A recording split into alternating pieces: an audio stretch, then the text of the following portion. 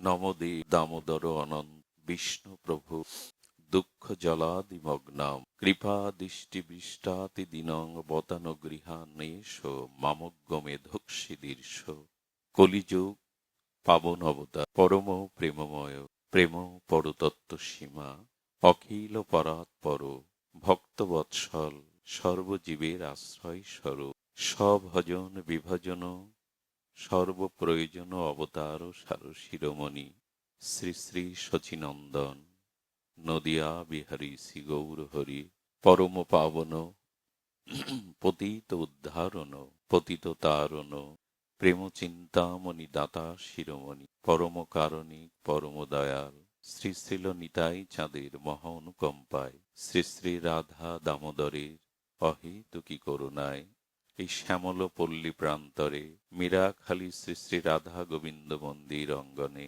শ্রী শ্রী ঊর্জাদর বা নিয়ম সেবা বা কার্তিক ব্রতের এই মহাভজন অনুরাগের শ্রীমাসে আজ ভাগবত ক্রমে এই শ্রীমন্দির অঙ্গনে এই মহামহেন্দ্রক্ষণে ভাগবতীয় রসসুধা অমৃত যজ্ঞের শুভারম্ভে জীবন সর্বস্ব জীবন ধন প্রাতঃস্মরণীয় পরম বন্দনীয় সদ্গুরু শ্রী ভগবান শ্রী শ্রীল গুরু মহারাজের পাবন পদারবিন্দে পরার্ধ কোটি দণ্ডবত প্রণতি ইতিপূর্বে যে সকল ভাগবত আচার্যগণ ব্যাসাসল অলঙ্কৃত করে এই ভাগবত প্রগতিকে যারা আজ পর্যন্ত আমাদের সম্মুখে প্রবাহমান রেখেছেন সেই পূর্ব পাঠকবৃন্দ আচার্যবৃন্দ সেই ভগবত চরণে শরণাঙ্গ প্রণাম নিবেদন পূর্বক সমাগত গৌড়ী আচার্য কুলতিলক কথাপ্রেমিক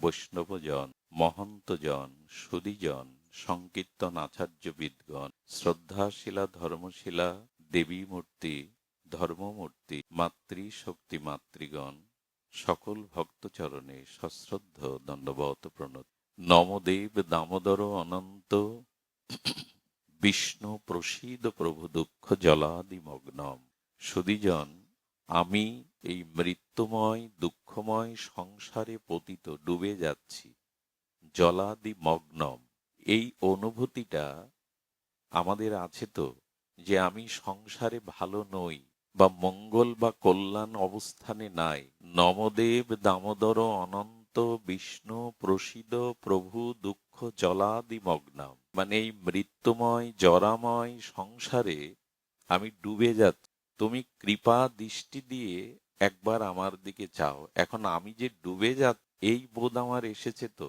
আমি সংসারে বিষয় বৈভাবে স্ত্রী পুত্র ভালোই তো আছি ডুবে যাচ্ছি কোথায় আচ্ছা রোগ নির্ণয় আগে না চিকিৎসা আগে রোগ নির্ণয় আগে প্রয়োজন না চিকিৎসা আগে প্রয়োজন তা আমি যে দুঃখময় মৃত্যুময় সংসারে ডুবে যাচ্ছি এই ভবরোগটা আগে নির্ণয় হওয়া প্রয়োজন তারপরে ভাগবত যে সুস্থ সুস্বাস্থ্যের অধিকারী নিরোগ সে ডাক্তারের চিকিৎসালয়ে যাবে কেন শরণাপন্ন হবে কেন এখানে সত্যব্রত মুনি বলছেন জলাদি দুঃখ জলাদি মগ্নাম আমি সংসার মৃত্যুময় সাগরে ডুবে যাচ্ছি এখন আমাদের এই অনুভূতিগুলো আসতে হবে আগে ঈশ্বর সর্বপ্রাণী সর্বজীবের মধ্যে তার অবস্থিতি সর্বব্যাপিত্ব পরমাত্মা স্বরূপ সর্বজীবের মধ্যে আছেন এখন ভগবান সর্বজীবের মধ্যে সর্বস্থানে অবস্থান করছেন তার অবস্থিতি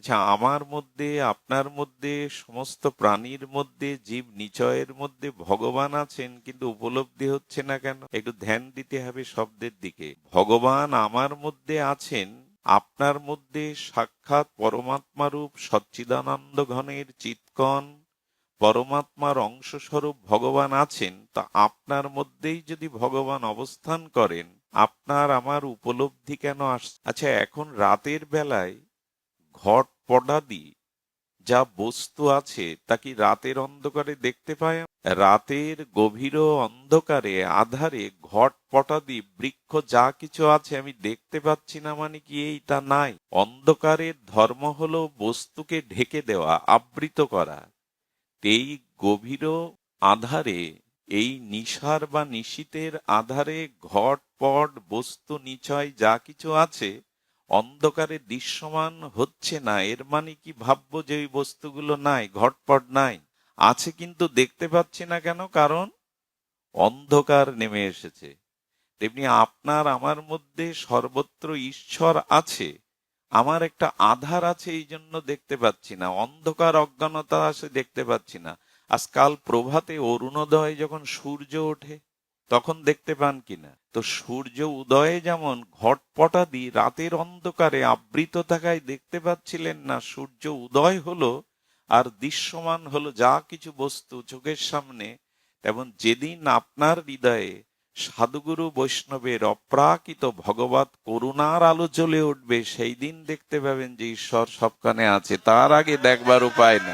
সূর্য তো উদয় হতে হবে, না হলে বস্তু ধর্মকে আপনি উপলব্ধি করতে পারবেন। এই জন্য ভগবানের পেছনে ছুটে লাভ নেই, আগে মহৎ শ্রীগুরু চরণে, বৈষ্ণব চরণে ছুট। ওইখানে গেলে তাদের অপরোক্ষ কৃপারূপ অনুভূতির দ্বারা যখন জ্ঞানের আলো জ্বলবে, তখন দেখতে পাবেন ঈশ্বরকে কোথায় খুঁজবো, ঈশ্বর তোমার হৃদয়ে।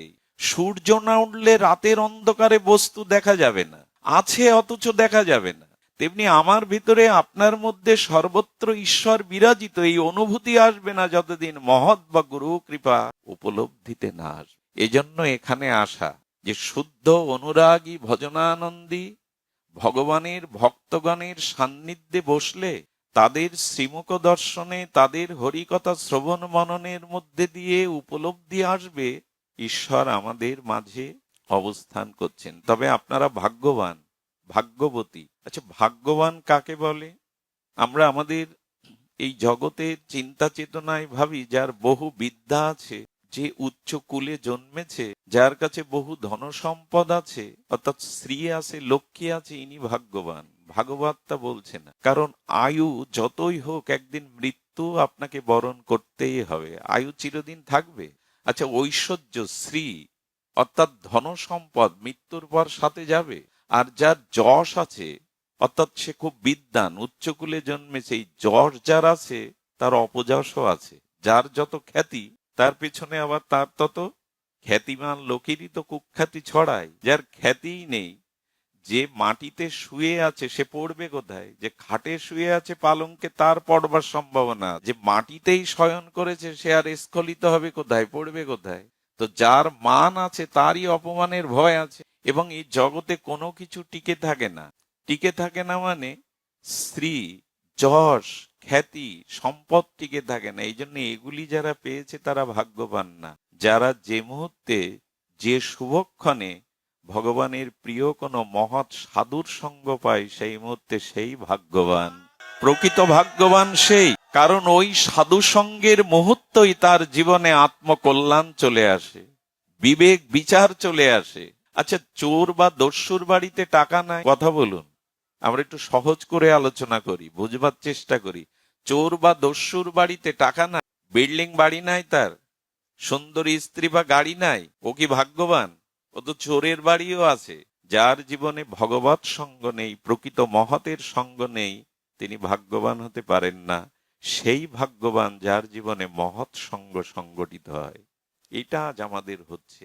এখানে প্রকৃত কোন শুদ্ধ ভগবানের ভক্ত আছে, না হলে ভাগবতী হতো না। এখানে শুধু আপনারা আসেননি, অনেক ঋষি মুনির আত্মারা অলক্ষ্যে নেমে এসেছে। এই জন্য এখানের বাতাসটা তো পবিত্র হয়ে গেছে, আমার জন্য না। এখানে অলক্ষ্যে অনেক যোগী ঋষি মুনিদের আত্মা ভগবত শ্রবণে নেমে এসেছে, যাদের আমরা লক্ষ্য করতে পারছি না, অলক্ষ্যে আছে তারা।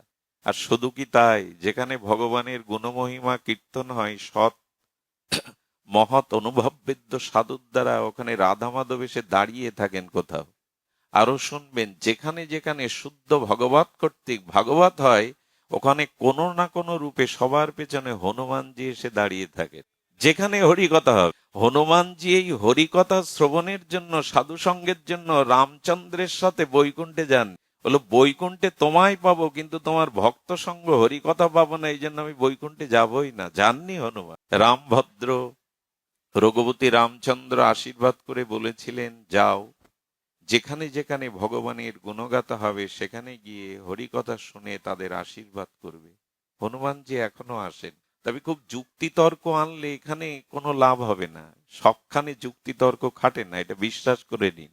এখানে বিশ্বাসেরই শ্রদ্ধারই জায়গা। তবে সাধু সঙ্গ পেলেই কি কল্যাণ হয়? আমার মনে হয় তা নয়। একটু ধ্যান দিতে হবে কথাগুলির দিকে। আজকে আমরা সাধু সঙ্গ পাচ্ছি বলে আমি ভাগ্যবান বললাম বলে আপনারা হাত তুলে বাহু তুলে হরিধ্বনি দিয়ে সমর্থন দিলেন, কিন্তু সাধু সঙ্গ পেলেই জীবনে কল্যাণ হয়? আমার মনে হয় না। তার কারণ হলো, পাত্র যদি ছিদ্র হয় আর তাতে যদি অমৃত ঢালতে থাকেন, সেই পাত্রে অমৃত সুরক্ষিত হবে তো? তো কথা বলুন, হবে কি? কেন হবে না? পাত্র ছিদ্র, তেমন সৎসঙ্গ পেয়েও, মহৎ সঙ্গ পেয়েও যদি আপনার শ্রদ্ধা কাজে না লাগে, আপনার এই হরিকথাতে সাধু সঙ্গে বিশ্বাস না আসে, তবে ছিদ্র পাত্রে অমৃত নিয়ে কি করবে? এই জন্য এখানের মূল প্রয়োজন হলো শ্রদ্ধা, বিশ্বাস। এটি নিয়ে যদি সঙ্গ করতে পারেন, তাহলে কিছু একটা প্রাপ্তি এখানেই হবে। ক্ষণমাত্র সাধু সঙ্গে তুলায়াং লাভে না পিনা সার্গাং না পুনর্ভবম ভগবত সঙ্গী সংঘর্ষ মর্তনাম কিমুতাশিস। ভাগবত বলছেন, স্বর্গপ্রাপ্তি বা মোক্ষ প্রাপ্তি ততোধিক বড় নয়, অধিক মূল্যবান নয়। ক্ষণমাত্র ভগবানের প্রিয় মহৎ সঙ্গ পাওয়া মোক্ষ প্রাপ্তির থেকে দুর্লভ, মোক্ষ প্রাপ্তির থেকে মহন্তর। ক্ষণকাল। আর এই সৎসঙ্গ কারা করেন? সুধীজন, আমরা ভাগ্যবানের কথা জানলাম। জগতে বুদ্ধিমানকে ভাগবতের পরিভাষা কিছু আলাদা। এই জগতে আমরা যাদের বুদ্ধিমান বলি, ভাগবত তাদের বুদ্ধিমান বলে স্বীকার করেনি, মেধা সম্পন্ন বলে স্বীকার করেন। ভাগবতের বুদ্ধিমানকে, যিনি বিবেক এবং বিচারের দ্বারা নিজ অকল্যাণ এবং কল্যাণকে নির্ণয় করতে সক্ষম হয়েছেন, ইনি বুদ্ধিমান। আবার বলি, বলে আবার বলবে কেন? আমরা তো বিজ্ঞ শ্রোতা, কিন্তু কিছু কথা আছে বারবার বলতে হয়, তাহলে হৃদয়ে শক্ত হয়ে ওটা প্রথিত হয়ে যায়। যেমন থোনা থিকুনানো ন্যায় একটা পাথরের প্রস্তরের খুঁটিকে মাটিতে প্রথিত করতে গেলে, পুঁততে গেলে আঘাত একবার দিলে পুঁতে যায় কি? কবার দিতে হয়? কিছু কথা আছে, কিছু পরিভাষা আছে, বারবার বললে ওটা হৃদয়ে গ্রথিত হয়ে যায়। এখানে কি বলা হলো বুদ্ধিমানের সংজ্ঞা? কে বুদ্ধিমান? না, যিনি নিজ কল্যাণ এবং অকল্যাণকে যথাযথ স্বরূপে নির্ণয় করতে সক্ষম হয়েছেন, তিনি হলেন কোনটা আমার জীবনে কল্যাণ আর কোনটা অকল্যাণ, এইটা যিনি বিচার এবং বিবেকপূর্বক যথাযথ নির্ণয় করতে পেরেছেন, ইনি বহু অর্থ সম্পত্তি পদ প্রতিষ্ঠা লাভ করলেই তাকে বুদ্ধিমান বলবো? তাকে শাস্ত্র বুদ্ধিমান বলেনি, কারণ সে নিজের কল্যাণই এখনো বুঝতে পারেনি যে আমার কল্যাণ কিসে। বড় পদ পেলেন, বহু বাড়ি গাড়ি সহায় সম্পত্তির মালিক হলেন, পেছনে হাজারটা লোক আপনাকে স্লোগান দেয়, এতে আপনি বুদ্ধিমান না। দুদিন পরে দেখবেন আপনি ড্রেনে পড়ে রয়েছেন। বুদ্ধিমান সেই যে নিজের কল্যাণ এবং অকল্যাণকে যথাযথ রূপে নির্ণয় করতে পেরে জীবনের কল্যাণকেই বেছে নিয়েছেন, ইনি বুদ্ধিমান। এই জন্য প্রকৃত বুদ্ধিমান তিনি নিজে নিজের কল্যাণকে, তো নিজের কল্যাণ কি? আমাদের প্রকৃত কল্যাণটা কি? সহজ সরল ভাষায় হলো, আমাদের প্রকৃত কল্যাণ হলো ঈশ্বর লাভ করা, ভগবানকে লাভ করা। আর এর জন্য যেটি প্রয়োজন সেটি প্রেম ভক্তি লাভ করা। ঈশ্বর লাভ খুব কঠিন নয়। তৎসাহং সুলভং পার্থ। গোবিন্দ বলছেন, আমাকে লাভ করা কঠিন নয়। কেন কঠিন নয়? আমাদের কাছে যে কঠিন মনে হয়।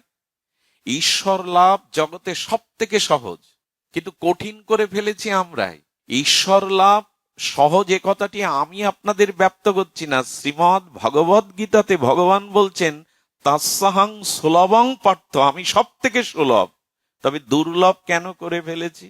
দেখুন, ঈশ্বর সুলভ এই জন্য, কোন বস্তু দুর্লভ এবং কোন বস্তু সুলভ এটি আমাদের জানতে হবে। যে বস্তু এখানে নাই, অন্য কোথা থেকে আমদানি করতে হবে, বিদেশ থেকে, সেই বস্তু দুর্লভ। যে বস্তু এখন এখানে নাই, অন্য কোনখানে থেকে আমদানি করে পেতে হবে। আচ্ছা, ভগবান কি তাই যে এখানে নাই, অন্য কোথাও থেকে ওনাকে আনতে হবে এখানে? সর্বং খলিদাং ব্রহ্ম, আমি সবখানে। আচ্ছা, ভগবান সবখানে আছে কথার প্রমাণ কি? প্রমাণ হলো, আপনি এমন একটা জায়গা দেখিয়ে দিন যে স্থানে পাপ করলে ঈশ্বর সাক্ষী স্বরূপ বুঝতে পারবে না। সে আকাশে, অন্তরিক্ষে, জলের তলে, মাটির নিচে, মহাকাশে কোথায় একটা জায়গা দেখিয়ে দিন যে সেখানে পাপ কর্ম করলে, অন্যায় কর্ম করলে ঈশ্বর তার সাক্ষী হবে না। আছে এমন জায়গা? আমাকে দেখিয়ে দিন, বুঝিয়ে দিন। এমন কোন স্থান নাই তো, কারণ সবখানে তিনি আছেন। আচ্ছা, আপনি পাহাড়ে যখন উঠলেন, তার উপরে মাথার উপরে আকাশ আছে তো? নাই? আছে কি না? আপনি এখানে বসেছেন, আপনার মাথার উপরে আকাশ নাই? আপনি সমুদ্রে গেছেন, ওর উপরে আকাশ নাই? আপনি পূর্বে গেছেন, পশ্চিমে গেছেন, দক্ষিণে গেছেন, আকাশ নাই? আকাশ তো সর্বত্র বিরাজিত, অনন্ত বিভু আকাশ, সর্বত তার ব্যাপ্তি। তেমনি আকাশ যদি সর্বত ব্যাপ্তি থাকে, এই অনন্ত আকাশকে যিনি সৃজন করেছেন সেই সর্বব্যাপ্ত ঈশ্বর সবখানেই আছেন, তাকে অন্য কথা থেকে আনতে হবে না, সেই বস্তু ঈশ্বর সহজ যে এখানে আছে। আচ্ছা, আরেকটি বস্তু কঠিন, যেটি সিজেনিয়াল। আমি তো আবার মূর্খ, ইংরেজি জানি না। গৌতম বাবু, কি হবে সিজেনিয়াল মানে? যেমন একটা সিজনে প্রকৃতিতে এক একটা ফসল বা এক একটা বস্তু পাওয়া যায় নাকি সব সিজনে? এখন অবশ্য সংকর ঘটিয়ে বিজ্ঞানীরা 12 মাসেই সবকিছু করছেন, কিন্তু এখনো কিছু বস্তু আছে 12 মাসে পাওয়া, ওটা সময়ের অপেক্ষা করতে হয় কিনা। আমাদের বাংলাদেশে এখন ন্যাকড়া আম পাবো তো? মানে তৈরি করে পাবো তো, গাছ থেকে পাবো তো? সে ফ্রিজে বা ঠান্ডা ঘর বা বিদেশ থেকে আমদানি করুন, কিন্তু আমাদের আম্রবৃক্ষে এখন পাবো তো? এখন সিজন না তো। ভগবান কি সিজনিয়াল কোন বস্তু যে এই সিজনে পাওয়া যায়, অমুক সিজনে পাওয়া যায় না? এমন কি? আচ্ছা, তৃতীয় বিষয়টা হলো, ভগবান এমন কোন বস্তু কি যে সামর্থ্য যার আছে সেই তিনিই পাবেন, যার সামর্থ্য নেই তিনি পাবেন না? কারণ জগতের অনেক বস্তু আছে সামর্থ্য না থাকলে পাওয়া যায় না, কিন্তু ভগবত প্রাপ্তির অধিকারী সকলেই। দেখুন, রাজার জন্য দিন রাত 24 ঘন্টা, ভিখারির জন্য দিন রাত, একটু কথা বলুন, কয় ঘন্টা? গোবিন্দ বলছেন, আমার ভজনের জন্য 24 ঘন্টার সময় আমি রাজাকেও যা দিয়েছি, ভিখারিকেও দিয়েছি। ওইখানে পক্ষপাতিত্ব করিনি আমি। পক্ষপাতিত্ব আছে কি?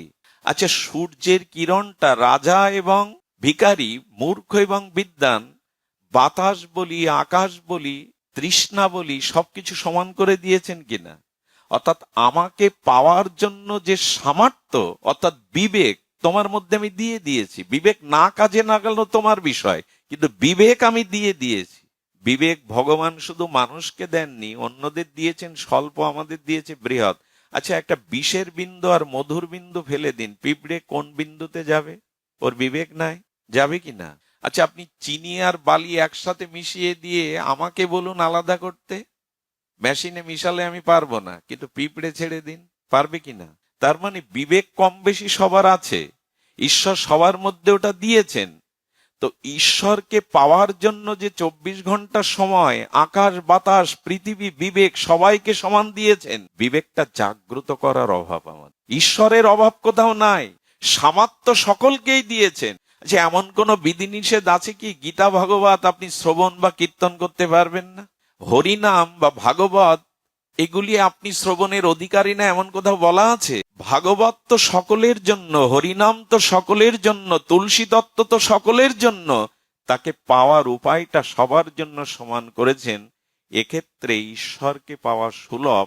আসলে ঈশ্বরকে প্রাপ্ত করবার জন্য ইচ্ছাটাই তো আমার মধ্যে নাই, ব্যাকুলতাটাই তো আমার মধ্যে নাই। ঈশ্বরকে পাওয়া কঠিন করেছি আমি। ঈশ্বরের তত্ত্ব থেকে, ঈশ্বরের পক্ষ থেকে তাকে পাওয়ার সহজতা তিনি বলে দিয়েছেন। এক কৃষ্ণ নামে সমস্ত পাপ ক্ষয়, আর কৃষ্ণ নাম লইতে প্রেমের উপচায়। মাত্র 2 বার। কয়বার?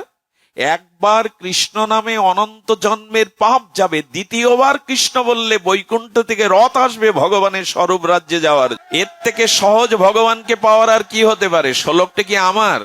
চৈতন্য চরিতামৃতে বলছেন, ভাগবতে বলছেন, সব শাস্ত্রে বলছেন, এক কৃষ্ণ নামে সমস্ত পাপ ক্ষয়। আরে নামে বাদ দিন, নাম আভাসে অনন্ত জন্মের পাপ দূর হয়, আভাসে, নামে না। অজামিল তার পুত্র নারায়ণ বলল, অথচ বিষ্ণুদূত তার যমদূতের হাত থেকে মুক্তি দিল, বললো তোমার পাপ নেই, এখন ভজন করে প্রেম লাভ করো।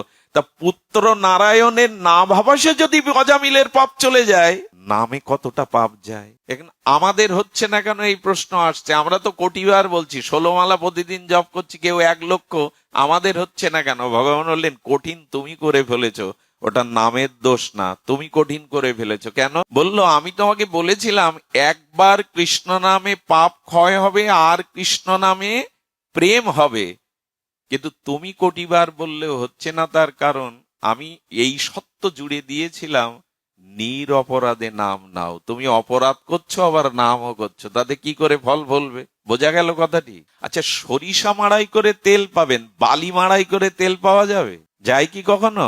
যাবে না। আচ্ছা, দুধ বা ঘোল মন্থন করলে প্রভাতে মাখন পাবেন, জল মন্থন করেন যদি 1000 বছর, মাখন উঠবে? তো ভগবান বললেন নির অপরাধে